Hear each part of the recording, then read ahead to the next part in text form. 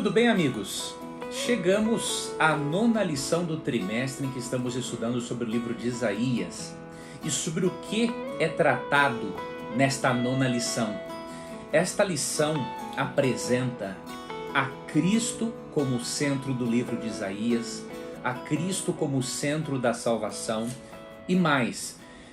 Este estudo dessa semana mostra que Deus não adivinha, Ele sabe. Então, esses conceitos eu gostaria que ficassem muito claros na sua mente agora para começarmos o estudo desta semana. Nós vamos analisar, especialmente os capítulos 41, 42, 44 e um trechinho do capítulo 45, bem como o capítulo 49. Você vai perceber que em ambos os capítulos Jesus se encontra presente, com exceção do capítulo 44, que trata de um outro Messias. Então, você vai perceber que Cristo, além de ser o centro das Escrituras, ele é o centro, obviamente, também do livro de Isaías. Vamos começar o nosso estudo lendo Isaías capítulo 41, verso 8 e depois Isaías 42, 1, para entendermos uma coisa. Por que no capítulo 48, 1, Deus diz que Israel era o seu servo e depois no capítulo 42 ele apresenta um outro servo? Vamos entender isso. Isaías 41, 8 diz assim: Mas tu, ó Israel, servo meu, tu Jacó, a quem elegi, descendente de Abraão, meu amigo, tu a que é descendente de Abraão, meu amigo, a tu quem tomei das extremidades da terra e chamei dos seus cantos mais remotos, e a quem disse: não temas, porque eu sou contigo, não te assombres, porque eu sou o teu Deus. Então Deus aqui, no capítulo 41, verso 8, chama Israel de seu servo. E é realmente isso, porque quando Deus chama o povo de Israel, não era para ser simplesmente uma nação, somente ela amada por Deus. Deus amou muito Israel, mas o propósito de Deus com Israel era fazer deles servos que levassem o plano de salvação, o conhecimento do verdadeiro Deus às divindades pagãs. Você pode ler, por exemplo, sobre esse chamado missiológico que Deus fez a Israel em Zacarias capítulo 8, versos 20 a 22. Então você vê ali que Israel é servo de Deus porque teria a responsabilidade de ensinar aos povos pagãos a adorarem ao verdadeiro Deus e a pararem de praticarem as barbaridades que eles praticavam. Só que no capítulo 42, verso 1, nós percebemos que Deus faz menção de um outro servo, que dessa vez não é Israel. Olha o que diz aqui: Eis aqui o meu servo, a quem sustenho, o meu escolhido, a quem minha alma se compraz. Pus sobre ele o meu espírito, e ele promulgará o direito para os gentios. Aqui nós percebemos que já não há como identificarmos este servo com o povo de Israel. Mas alguns textos no próprio livro de Isaías, e amanhã, no estudo que seria amanhã, mas que vamos fazer hoje também, veremos que o Novo Testamento também nos ajuda a identificarmos quem é este servo do Senhor em Isaías 42.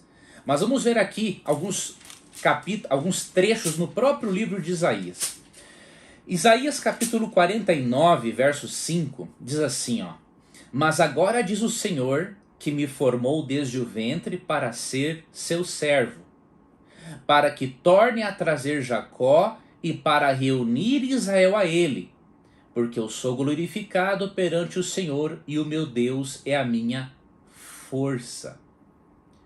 Aqui está falando de um servo que, além de ser luz para os gentios, como foi mencionado no capítulo 42, ele traria Israel de volta para Deus. Já no capítulo 53, verso 12, aí mata-se a charada. Aqui diz, por exemplo, na verdade não vamos ler o verso 12, vamos ler a partir do versículo 1 de Isaías 53. Quem creu em nossa pregação e a quem foi revelado o braço do Senhor? Porque foi subindo como renovo perante ele e como raiz de uma terra seca.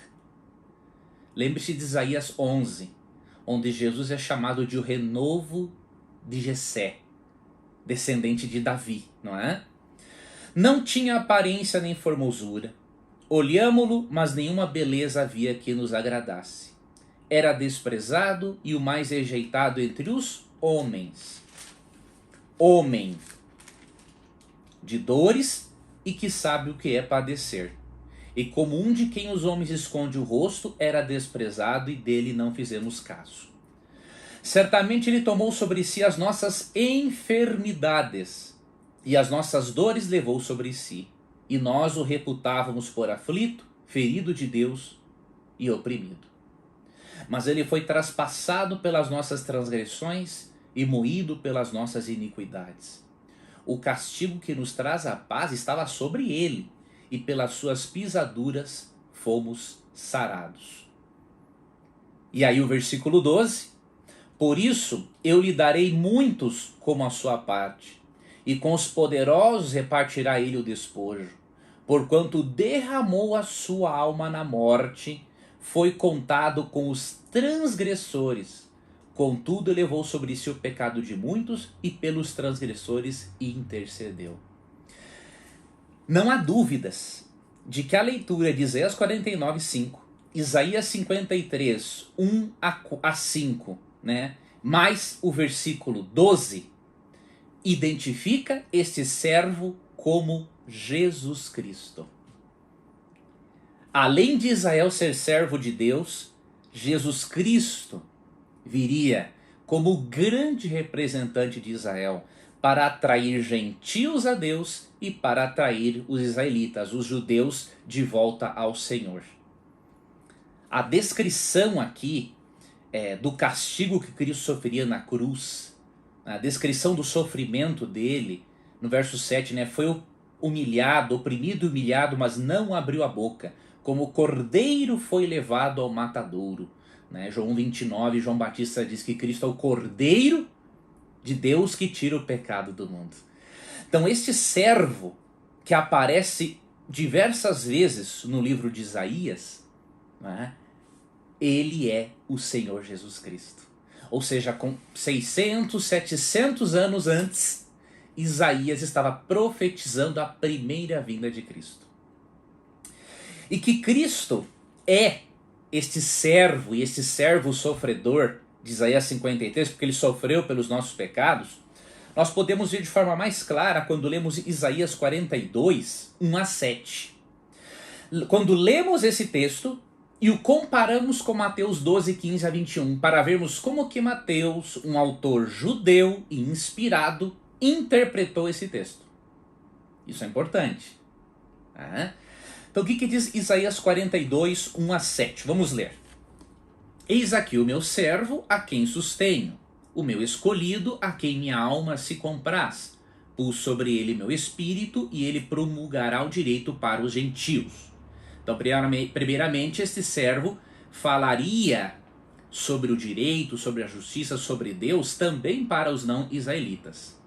Agora, olha o verso 2. Não clamará, nem gritará, nem fará ouvir a sua voz na praça. Não esmagará a cana quebrada, ou seja, não vai nem fazer barulho. Nem apagará a torcida que fumega, ou seja, não vai chamar a atenção de ninguém. Em verdade, promulgará o direito. Não desanimará, nem se quebrará, até que ponha na terra o direito, e as terras do mar aguardarão a sua doutrina. Assim diz o Senhor, assim diz Deus o Senhor, que criou os céus e os estendeu, formou a terra e tudo quanto produz, que dá fôlego de vida ao povo que nela está, e o espírito aos que andam nela. Eu o Senhor, te chamei em justiça. Tomar-te-ei pela mão e te guardarei e te farei mediador da aliança com o povo e luz para os gentios, para abrires os olhos aos cegos, para tirares da prisão o cativo e do cárcere os que jazem em trevas. Não há dúvida, mesmo que ainda não leiamos o Novo Testamento, que a descrição aqui clara é de Cristo. Faltando uns 600, 700 anos para Cristo nascer, Deus previu como que Cristo seria e como seria o ministério silencioso do Messias divino. E por que silencioso? Porque Cristo, ele veio para proclamar a justiça de Deus, revelar o caráter de Deus, e ele não veio com o objetivo de fazer um show ostensivo para chamar a atenção dos outros. Ele não queria poder político e nem implementar uma política popular ou um movimento militar. O texto é claro em dizer, não é, que não clamará, nem gritará, nem fará ouvir a sua voz na praça. Ou seja, o ministério de Cristo seria algo para chamar a atenção de quem quisesse ser salvo. E não para fazer barulho, simplesmente para Deus aparecer. E você vê que Mateus interpretou esse texto como uma referência a Jesus. E aí não tem dúvida alguma, não é, de que os autores inspirados entenderam muito bem o livro de Isaías. Então, Mateus capítulo 12, vou ler para você aqui os versículos 15 a 21, que dizem assim: Mas Jesus, sabendo disso, afastou-se dali. Ou seja, depois que Cristo tinha curado um homem com a mão ressequida, os fariseus conspiravam matar Jesus, tá? No contexto. Aí Jesus se retirou dali. Muitos o seguiram e a todos ele curou. Você lembra do texto? Que eu vou voltar aqui em Isaías 42. Aqui foi dito no capítulo 42 o seguinte, ó: para abrir-lhes os olhos aos cegos, para tirar da prisão do cativo e do cárcere os que jazem em trevas. E no capítulo 53, não é, verso 4, ele tomaria sobre si as nossas enfermidades. Cristo curou as pessoas. Então veja, o Messias divino teria esse ministério. Depois que ele curou muitas pessoas, diz o verso 16 de Mateus 12: advertiu-lhes, porém, que não expusessem a publicidade, para se cumprir o que foi dito por intermédio do profeta Isaías, que foi o texto que nós lemos há pouco, ó. Eis aqui o meu servo que escolhi, o meu amado em quem minha alma se compraz. Farei repousar sobre ele o meu espírito e ele anunciará juízo aos gentios. Não contenderá, nem gritará, nem alguém ouvirá nas praças a sua voz, não esmagará cana quebrada, ou seja, não vai fazer nenhum tipo de barulho, nem apagará a torcida que fumega, não vai chamar a atenção de ninguém, até que faça vencedor o juízo. E no seu nome esperarão os gentios. E foi exatamente isso que aconteceu, porque Cristo prega, cura, salva primeiro o povo judeu e depois também os gentios. Então, em Mateus 12, vemos que Mateus cita Isaías 42 para dizer que Isaías 42 se refere ao silencioso ministério de Jesus Cristo. Só que no capítulo 44 de Isaías, e aqui vamos indo para a parte de terça da lição, quem gosta de acompanhar dia a dia, Deus menciona um outro Messias. Ele não tem o objetivo de tirar o foco do Messias futuro, que é Jesus. Mas ele menciona um Messias que ajudaria o povo de Israel a ser liberto do cativeiro babilônico, e ele seria um tipo do verdadeiro e grande Messias que viria e libertaria Israel e os gentios e a humanidade não apenas de um cativeiro babilônico, diríamos assim, mas do cativeiro da morte eterna e do pecado. Então Deus cita no capítulo 44 e no capítulo 45 o rei persa Ciro. E por que ele faz isso? Você sabe que no livro de Isaías, Deus advertiu várias vezes o povo de Israel a voltar dos seus caminhos maus, mas eles não quiseram. Então Deus permitiu, né, que eles fossem levados cativos para a Babilônia. O que aconteceu? Depois que passou o tempo de castigo deles em Babilônia, em 536 a.C., o general persa Ciro invadiu Babilônia, libertou muitos dos cativos e até autorizou a reconstrução do templo em Jerusalém, como lemos em Esdras capítulo 1. Então por isso ele foi chamado de um Messias, ou seja, um ungido, um servo de Deus. Capítulo 44, verso 26 diz assim, ó: quem confirma a palavra do meu servo e cumpro o conselho dos meus mensageiros, que digo de Jerusalém, ela será habitada, e das cidades de Judá, elas serão edificadas, e quanto às suas ruínas, eu as levantarei. E quando Ciro invade Babilônia e liberta, não é, os israelitas, é exatamente isso que ele faz. Ele permite que as cidades de Judá, que Jerusalém, que o templo sejam reconstruídos. Então Deus profetizou. Só que aqui tem um detalhe, meu amigo internauta, a minha amiga internauta, vai te chamar muita atenção. O capítulo 45, verso 1 diz assim, ó: assim diz o Senhor Deus ao seu ungido, a Ciro, a quem tomo pela mão direita, para abater as nações ante a sua face. O problema, que na verdade não é um problema, o detalhe é que Isaías profetizou que Ciro libertaria o povo de Israel, faltando uns 150 anos para Ciro nascer. 150 anos. O que esse texto está nos dizendo? Deus não adivinha o futuro. Ele sabe o futuro. Antes de Ciro sonhar em existir, Deus inclusive o chama pelo nome. Então veja, a Bíblia, ela é a perfeita e inspirada palavra de Deus. Só que existem pessoas tão céticas que não querem crer naquilo que é óbvio. Pelo fato de Isaías mencionar Ciro mais ou menos 150 anos antes de Ciro nascer, alguns, teólogos mais liberais e críticos também textuais propuseram que esta parte, a partir do capítulo 40 de Isaías, o livro foi escrito por um segundo Isaías. Então aí isso resolveria o problema da sobrenaturalidade da Bíblia, né? Não. Até o capítulo 39 foi o primeiro Isaías que escreveu. Agora, a partir do capítulo 40, em que há predições, em que ele prediz o surgimento de Ciro, 150 anos antes de Ciro nascer e receber o nome de Ciro, não foi um segundo Isaías que escreveu. Só que isso é uma bobagem sem tamanho, por alguns motivos. Primeiro, não há evidência bíblica e nem histórica para a existência de um segundo Isaías. Tá, isso aí é um absurdo.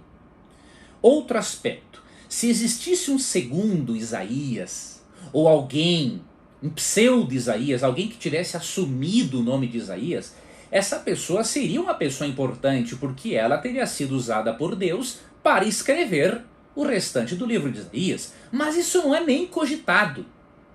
Quando Cristo cita o livro de Isaías, ele fala que foi Isaías que escreveu. Mateus, como nós vimos em Mateus 12, quando ele cita, foi Isaías que escreveu. Então nenhum autor inspirado, nem mesmo Cristo, jamais cogitou a ideia de um segundo Isaías aparecer em cena só pelo fato de existir uma predição. A Bíblia é um livro sobrenatural. O problema é que aqueles que não creem no sobrenatural ficam inventando justificativas sem cabimento para explicar de acordo com as conveniências deles.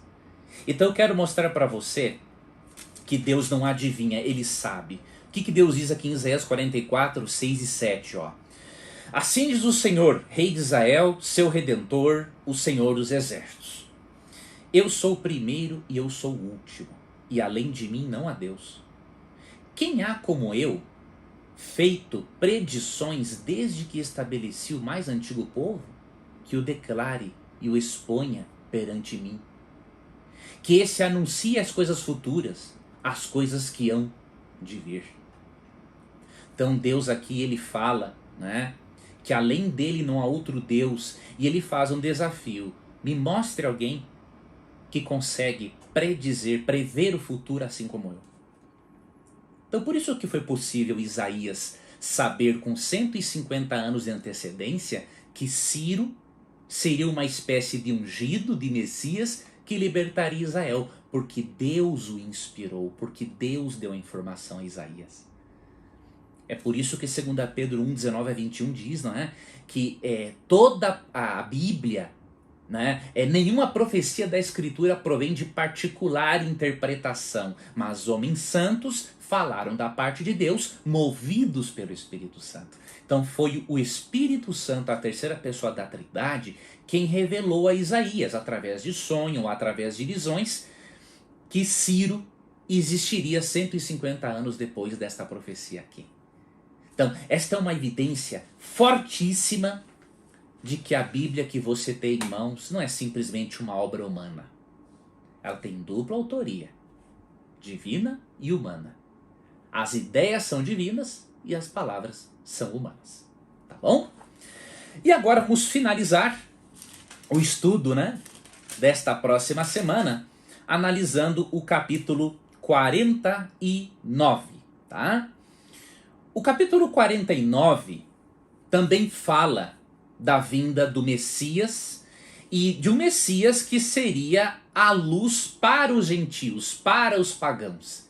É o que diz João 3,16, não é, queridos? Deus amou ao mundo de tal maneira que deu seu Filho unigênito para que todo que nele crê, ou seja, judeu ou gentio, para que todo que nele crer não pereça, mas tenha a vida eterna.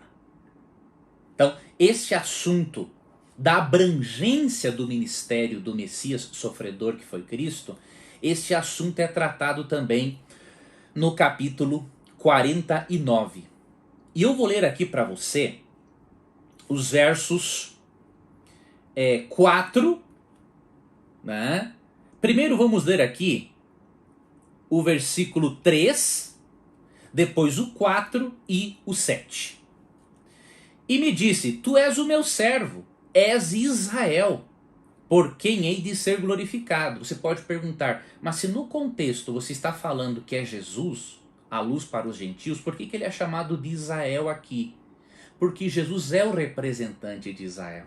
Então Israel aqui não é uma referência à nação, mas ao próprio Messias, que é o libertador de Israel, descendente de Israel e o maior representante de Israel.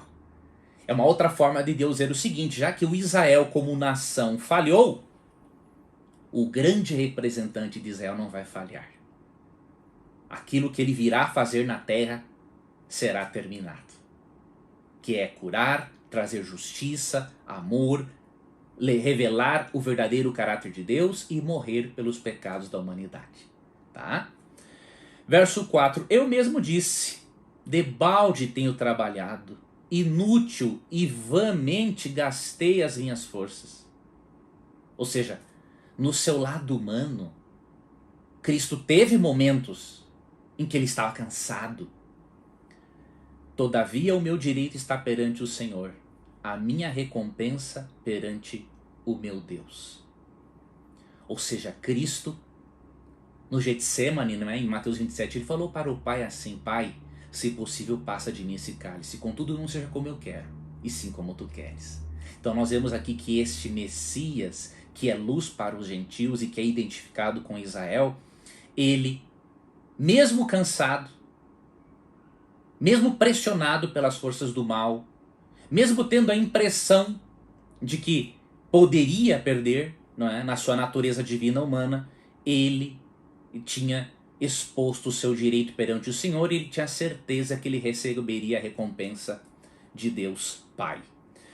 E no verso 7 é dito o seguinte: assim diz o Senhor, o Redentor e Santo de Israel, ao que é desprezado, ao aborrecido das nações, ao servo dos tiranos, os reis o verão e os príncipes se levantarão, e eles te adorarão por amor do Senhor, que é fiel, e do Santo de Israel, que te escolheu. Aqui Deus promete para o Messias, Deus Pai promete para Jesus, que as nações, os príncipes, se levantariam perante ele e o adorariam. E Paulo diz que durante a sua volta, né, isso vai acontecer. Todas as pessoas vão reconhecer que Cristo é o Senhor, né, que Deus tinha razão em todas as questões referentes ao conflito cósmico.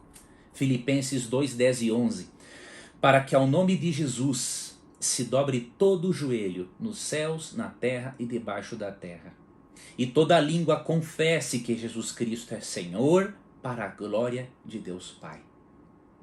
Então Deus prometeu que o Messias seria vitorioso tanto na sua primeira vinda, ele olharia para os resultados do seu trabalho e ficaria satisfeito, porque o seu sacrifício abrangeria muitas pessoas, mas também ele pôde vislumbrar a vitória no juízo final, quando todos, inclusive Satanás, vai reconhecer a justiça de Cristo.